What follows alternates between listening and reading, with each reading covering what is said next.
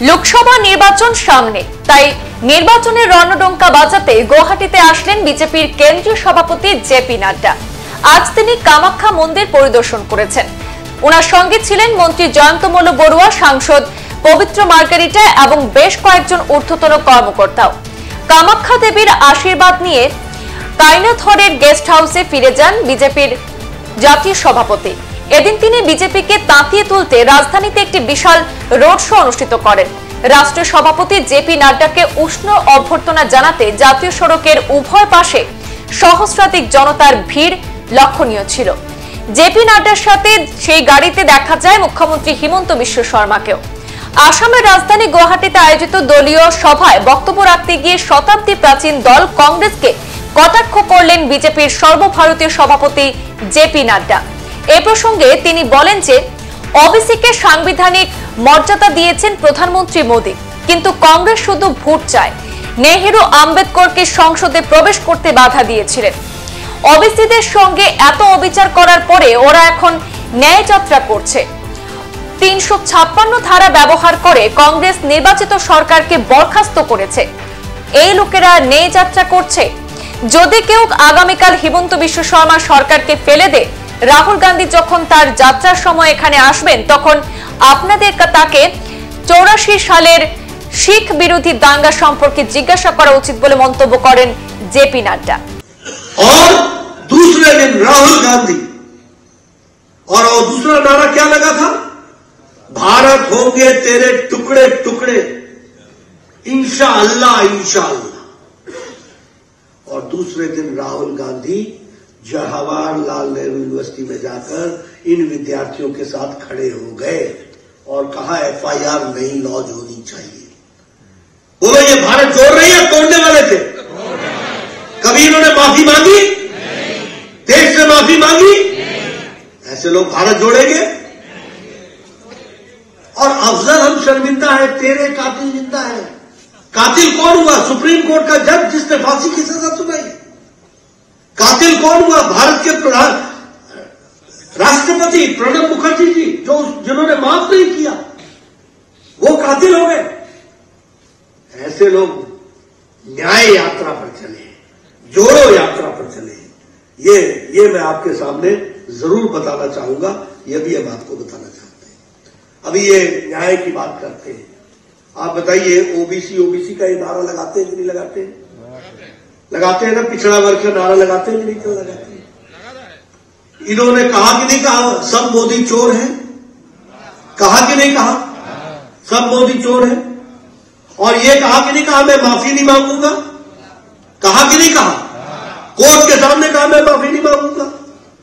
अब ये ओबीसी के समर्थक हो गए, जो ओबीसी को गाली दे, जो ओबीसी को गाली दे के माफी नहीं मांगे, और ये ओबीसी की बात करते हैं।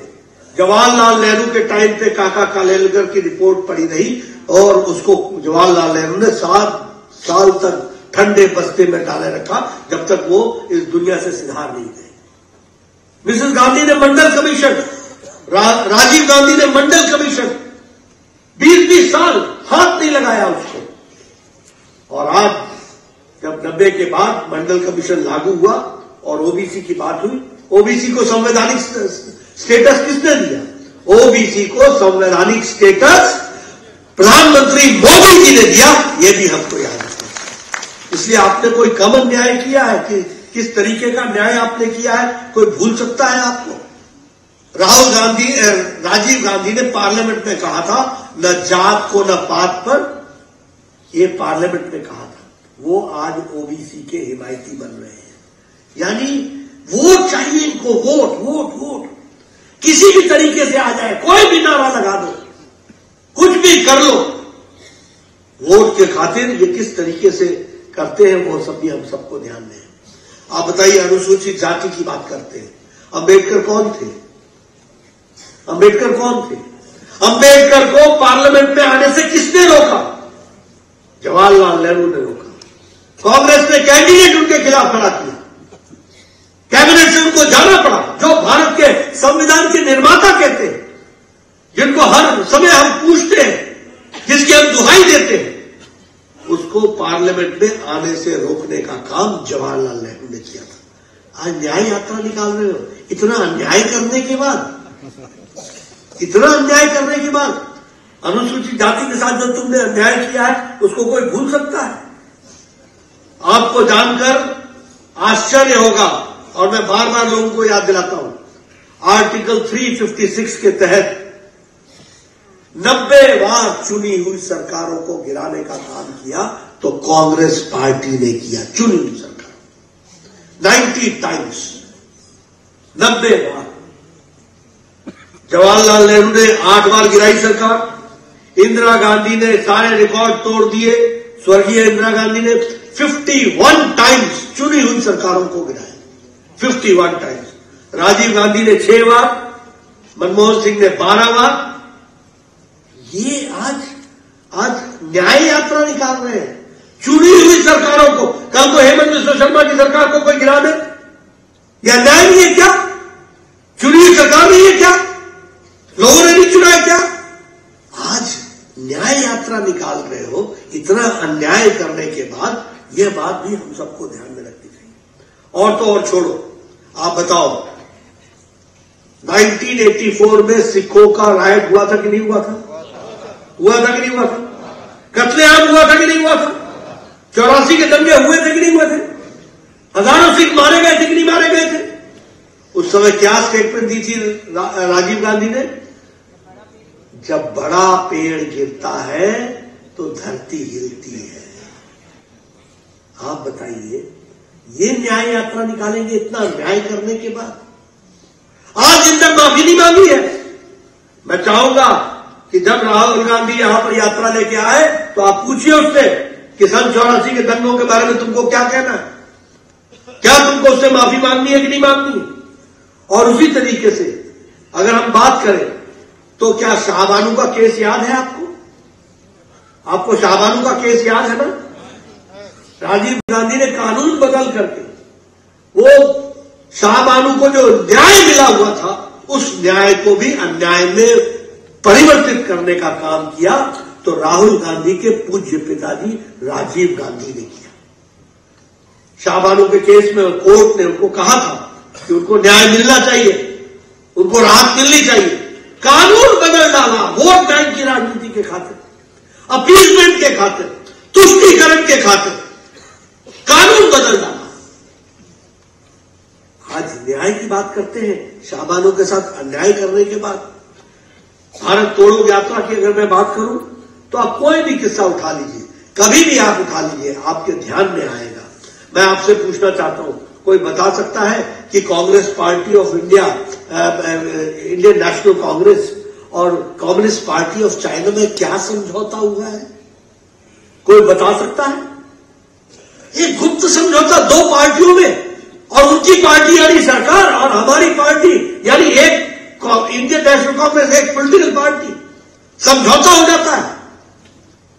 तुम भारत जोड़ने चले हो, तुम भारत जोड़ने नहीं चले हो, तुम भारत तोड़ने चले हो।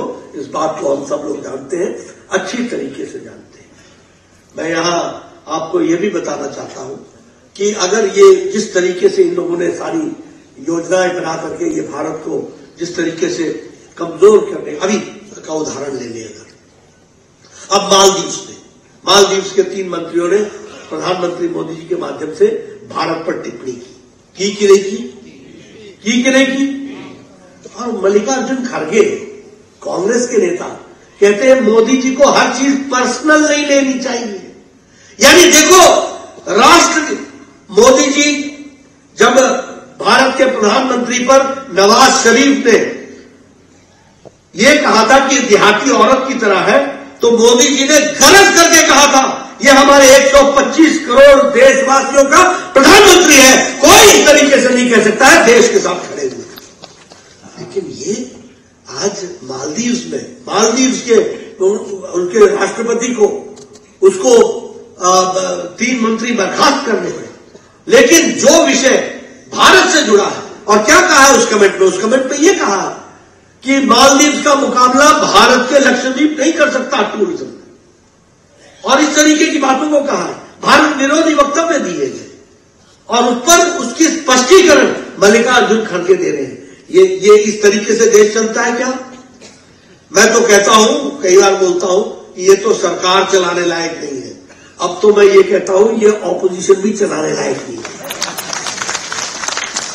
सरकार तो खैर क्या चलाएंगे, लेकिन अब ये ऑपोजिशन करने लायक भी नहीं रहे।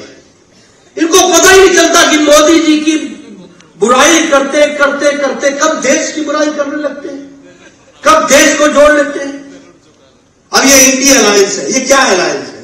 ये इंडिया अलायंस दो ही बातों का अलायंस है। एक तो काला धन बचाओ और परिवार को बचाओ, दो ही चीजों का अलायंस है। क्या? काला धन बचाओ और परिवार बचाओ। बताइए, मुफ्ती की बेटी महबूबा, फरूक का बेटा अब्दुल्ला, प्रकाश सिंह जी के बेटे सुखबीर, मुलायम सिंह के बेटे अखिलेश, साथ में डिम्पल, चाचा गया जहां गया जाना। लालू में कौन? तो लालू, राबड़ी, फिर उसके बाद तेजस्वी, तेज प्रताप, मीसा, बाकी छुट्टी। आपके हैं यहां बंगाल में पड़ोस में पीसी, भाईपो, बुआ, भतीजा, बाकी छुट्टी। नीचे आओ, जगन परिवार की पार्टी, हमारे टीडीपी परिवार की पार्टी। स्टालिन की बात करो, करुणानिधि, स्टालिन और उसका बेटा परिवार की पार्टी। महाराष्ट्र तेलंगाना करो तो केसीआर, उसकी बेटी केटीआर, परिवार की पार्टी। उससे आगे आओ, शरद पवार, सुप्रिया सुले, अजीत पवार चले गए। ये सब अपने बेटे बेटियों को बचा रहे हैं। अब आप दूसरी बात बताओ, सबके ऊपर सीबीआई के केसेस है कि नहीं है? है कि नहीं है? सबके काले धन के डिस्प्रोपोर्शनेट ऑफ प्रॉपर्टी है कि नहीं है? तो ये इंडिया अलायंस नहीं है, ये परिवार और प्रॉपर्टी बचाने का अलायंस है। इसको इंडिया अलायंस मत कहो, ये तो परिवार प्रॉपर्टी अलायंस है। तुम मेरी पीठ खुजलाओ, मैं तुम्हारी पीठ खुजलाऊं। तुम मेरी पीठ सहलाओ, मैं तुम्हारी पीठ सहलाऊं। तुम मेरा साथ दो, मैं तेरा साथ देता हूं। कोई इनको भारत से लेना देना नहीं है, कोई लेना देना नहीं है। आप बताइए, ऐसे लोगों को आगे आने देना है क्या? आने देना है क्या? সংবাদ এই পর্যন্তই। ফিরছি পরবর্তী অন্যান্য আপডেট নিয়ে। ধন্যবাদ।